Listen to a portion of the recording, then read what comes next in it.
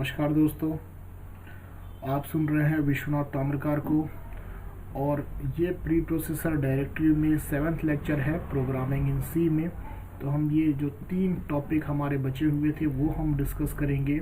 Hash line preprocessor directive, hash undef preprocessor directive and hash pragma.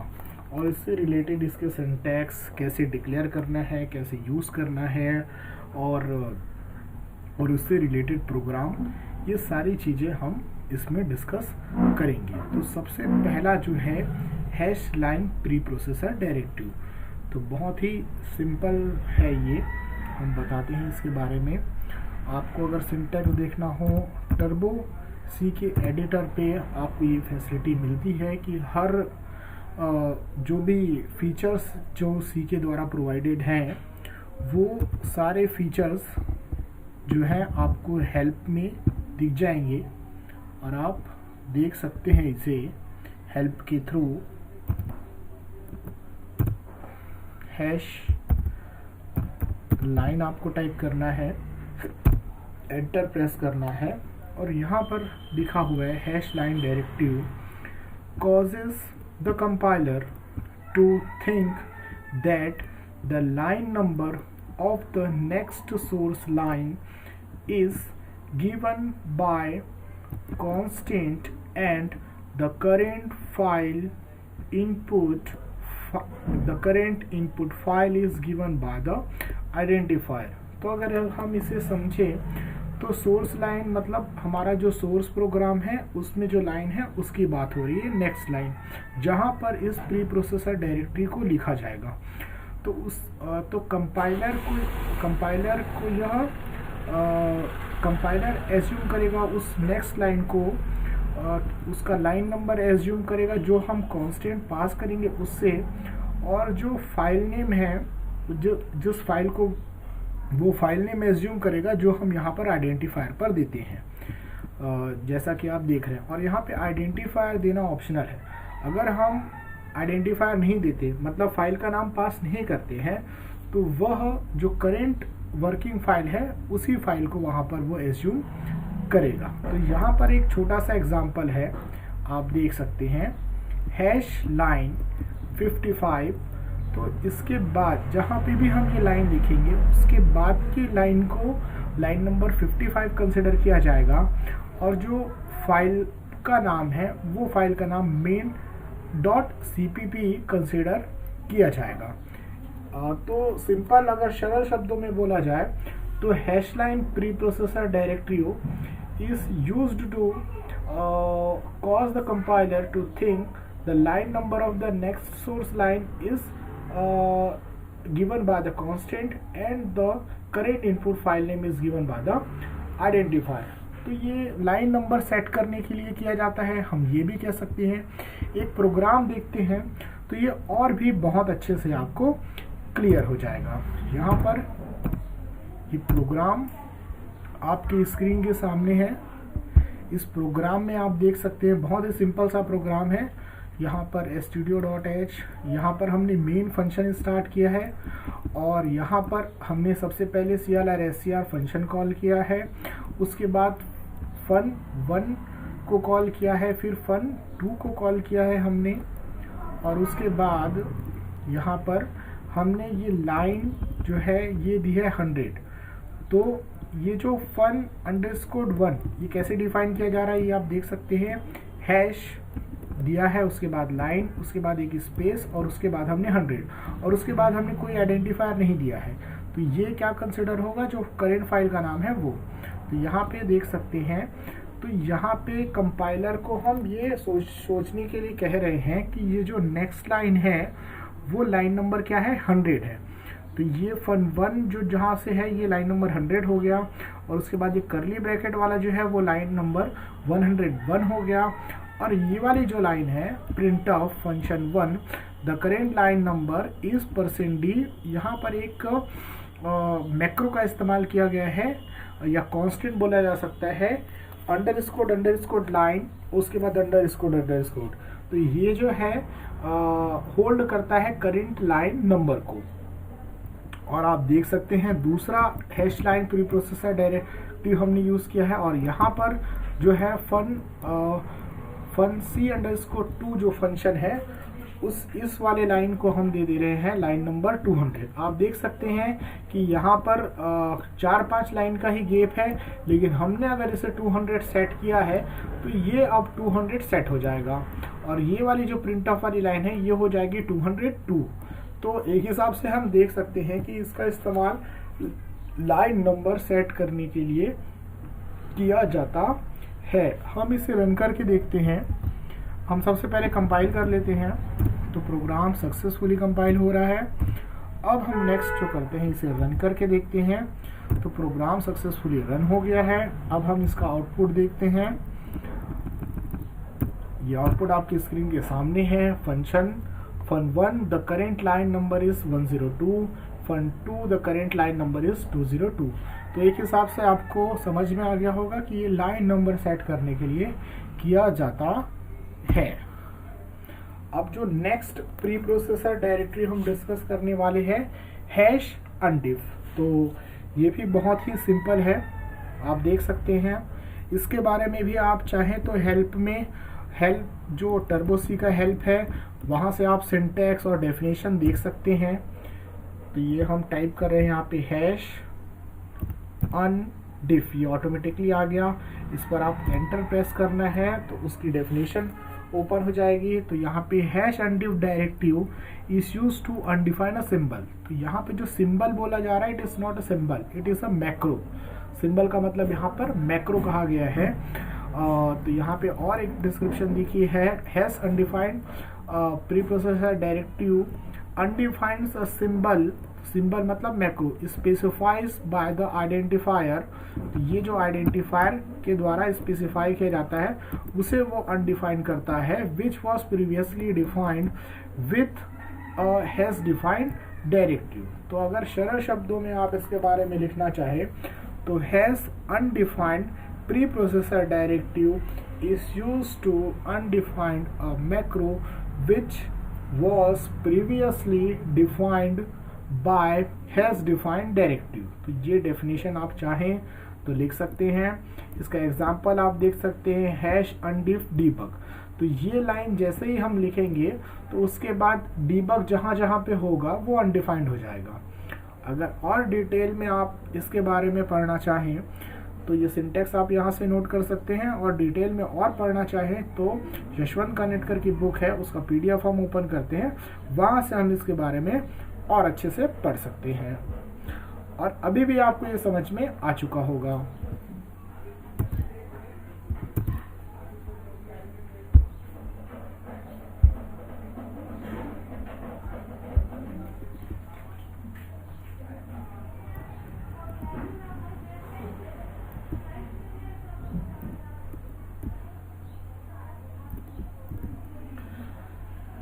ये screen पर देख सकते हैं, आप चाहे तो यहाँ से भी डेफिनेशन और सारी चीज़ें नोट कर सकते हैं। On some occasion it may be desirable to cause a defined name to become undefined. This can be accomplished by means of undiff directive in order to undefine a macro that has been earlier defined the directive. यहाँ पे एक example दिया हुआ है या syntax बोल सकते हैं। अनडिफ मैक्रो टेम्पलेट, ये पहले डिफाइंड है, कैन कॉज दस स्टेटमेंट, कैन बी कॉज मतलब अनडिफाइंड करना है तो ये यूज़ कर सकते हैं हम। और अगर ये एग्जांपल लिखा हुआ है अनडिफ पेंटियम, तो would cause the definition of pentium to be removed from the system. ये पेंटियम का जो भी डेफिनेशन बनाया गया होगा वो रिमूव हो जाएगा। All subsequent has defined Pentium statement would evaluated to false. In practice, are you required to undefine a macro, but for some reason if you are required them, then you know that there is something to fall back upon। तो मतलब जब भी हमको undefine करना है तो इसके through हम कर सकते हैं। अब एक और जो डायरेक्टिव होता है उसके बारे में देखेंगे हैश प्रैग्मा डायरेक्टिव। तो ये भी बहुत ही इम्पॉर्टेंट प्री प्रोसेसर डायरेक्टिव है जो आपको एडिशनल फीचर्स प्रोवाइड करता है। इसके रिस्पेक्ट में भी हम प्रोग्राम देखेंगे और सारे यूजेस देखेंगे। तो देख सकते हैं आप, this directive is another special purpose directive that you can use to turn on और ऑफ सर्टेन फीचर्स। तो जो सी के कुछ फीचर्स हैं उन्हें आपको टर्न ऑन या ऑफ करना है, मतलब उसे यूज करना है या यूज नहीं करना है, तो इस डायरेक्टिव के साथ कर सकते हैं। अब बात होती है कि वो फीचर्स क्या क्या हैं। द प्रैग्मा वेरीज, तो फीचर्स तो हम डिस्कस करेंगे ही। ये जो हैश प्रैग्मा जो डायरेक्टिव होता है ये कंपाइलर टू कंपाइलर डिफर करता है। ये एक कंपाइलर में कुछ और शो करेगा और दूसरे कंपाइलर में कुछ और हो सकता है इसके features. This are certain programs available with Microsoft C compiler that deal with the formatting, source listing, and placing comments in the object file generated by the compiler. Turbo C++ compiler has got a pragma that allows you to suppress warning generated by the compiler. तो compiler के द्वारा जो warning generate किया जाता है उसे suppress करने की फैसिलिटी टर्बो सी के कंपाइलर में होती है। Some of these pragmas are discuss below, तो उनमें से बहुत सारे हमारे पास हैश प्रैग्मा डायरेक्टिव है, उनमें से कुछ हम यहाँ पर डिस्कस कर रहे हैं। तो सबसे पहले जो हम डिस्कस कर रहे हैं वो है hash pragma startup, hash pragma exit. ठीक है, तो ये hash pragma startup, hash pragma exit क्या है, कैसे काम करता है, ये हम देखते हैं। This directive allows us to specify function that call upon pragma startup, program startup और program exit just before program terminate. तो ये जो है, अगर हम चाहते हैं कि हमारा मेन फंक्शन के कॉल होने से पहले कोई फंक्शन कॉल हो, तो कोई फंक्शन को हम कॉल कराना चाहते हैं तो हैश प्रैग्मा स्टार्टअप के थ्रू ये कराया जा सकता है। और अगर हम चाहते हैं कि मेन फंक्शन के बाद प्रोग्राम के जस्ट टर्मिनेशन से पहले कोई फंक्शन एग्जीक्यूट हो तो उसे हम हैश प्रैग्मा एग्जिट का यूज करके कर सकते हैं। तो हम देखते हैं, एक प्रोग्राम आपके सामने है, इस प्रोग्राम को रन करके हम देखेंगे।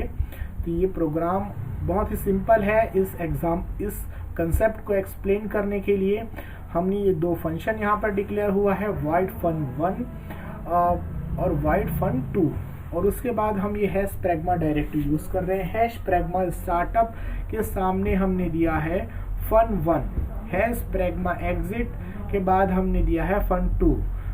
और तो इसका मतलब ये है कि मेन फंक्शन के एग्जीक्यूट होने से पहले जो फंक्शन एग्जीक्यूट होगा वो है फंक्शन 1, और प्रोग्राम के टर्मिनेट होने से पहले मेन फंक्शन के एग्जीक्यूट होने के बाद जो फंक्शन एग्जीक्यूट होगा वो है फन 2। तो ये आप देख सकते हैं स्क्रीन पर, मेन फंक्शन हमने लिखा है, कुछ नहीं लिखा है इस पे, केवल एक प्रिंट ऑफ मैसेज दिया है इनसाइड मेन।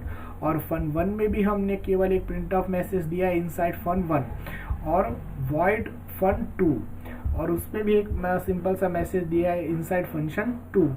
तो जब प्रोग्राम ये एग्जीक्यूट होगा तो हम ये एक्सपेक्ट कर रहे हैं कि सबसे पहले मेन के पहले एग्जीक्यूट हो इनसाइड फंक्शन 1, फिर जो मैसेज आना चाहिए वो मेन फंक्शन एग्जीक्यूशन का इनसाइड मेन, और उसके बाद जो आना चाहिए वो है इनसाइड फन 2।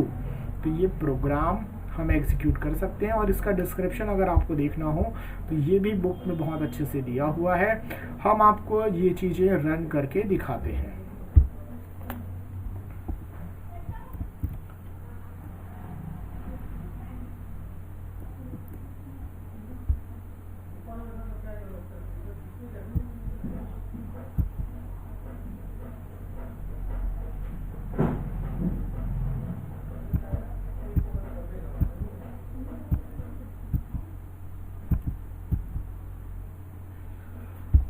ये प्रोग्राम आपके सामने है स्क्रीन पर, as it is same program है। हम इसे कंपाइल करते हैं।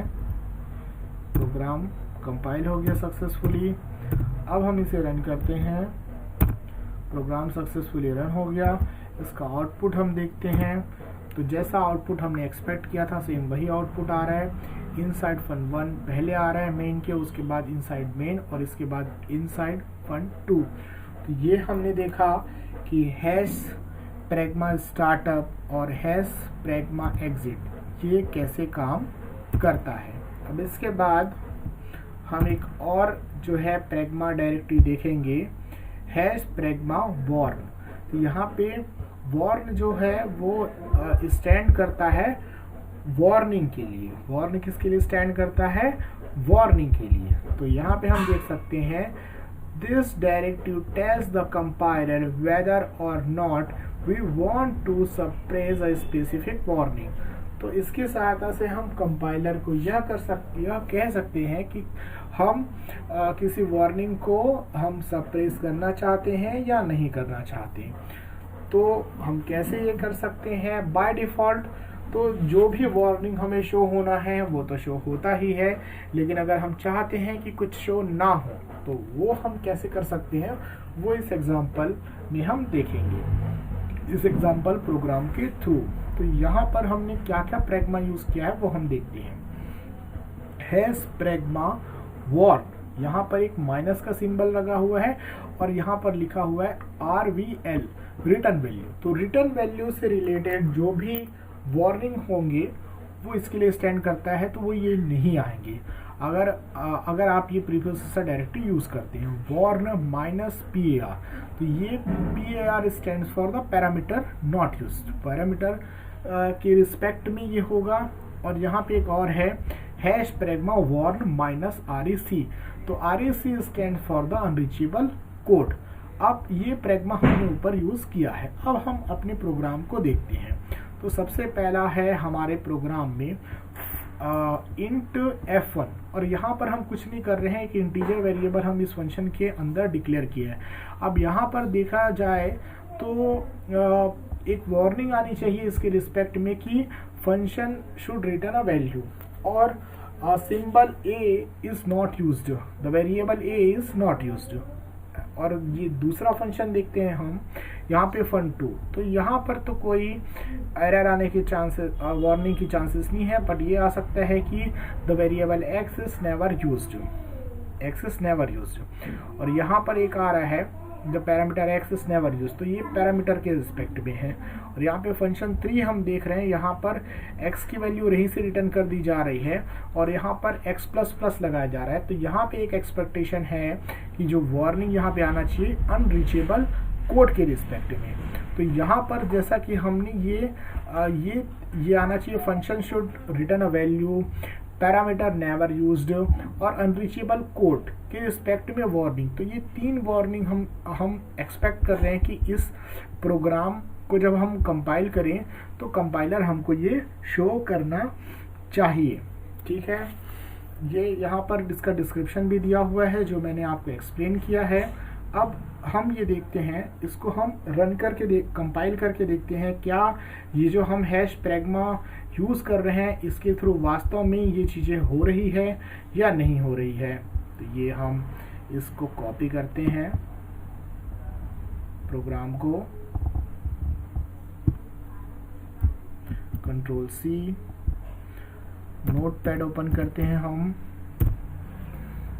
नोटपैड में हमने पेस्ट कर लिया, उसके बाद आगे के कोड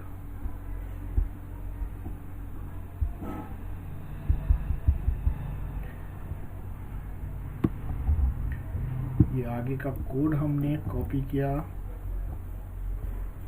और ये फिर हम ये नोटपैड में हमने ये पेस्ट कर दिया। अब इसे हम सेव कर देते हैं टर्बो-C के जहाँ पर सारी फाइलें स्टोर होती है। इसको हम दे देते हैं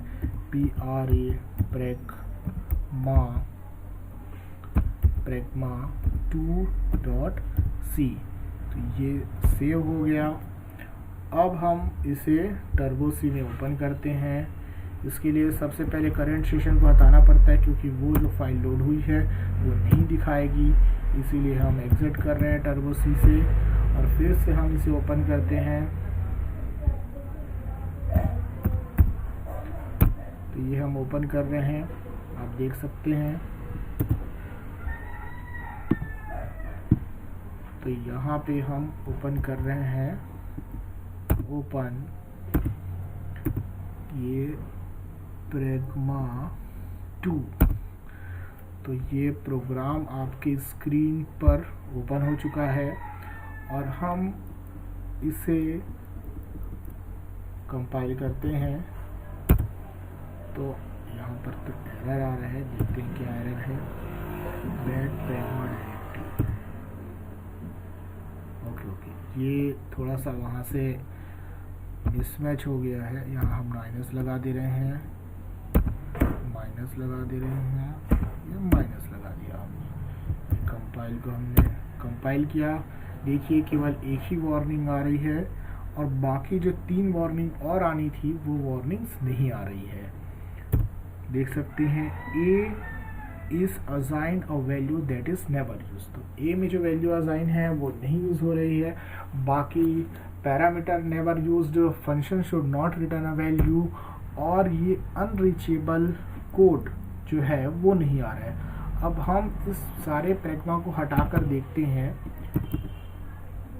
हमने कमेंट में कर दिया और अब इसे हम कंपाइल करते हैं। देखिए यहाँ पे 5 वार्निंग आ रही है, तो जो पहले की वार्निंग है वो और अभी की वार्निंग सारी जुड़ चुकी है। और आप देख सकते हैं function should return a value आ रहा है, A assign a value that is never used, parameter X is never used, unreachable code, function should return a value। तो ये सारे जो हैं फिर से आ रहे हैं और हम हैश प्रैग्मा के थ्रू, माइनस लगाने के थ्रू हम जो है ये नहीं हारा था। तो आई होप सो ये एग्जाम्पल्स के थ्रू आपको हैश प्रैग्मा बहुत अच्छे से क्लियर हो गया होगा। और डिटेल में इसके बारे में आपको लिखना है तो आप जो है यशवंत कानेटकर की बुक से लिख सकते हैं।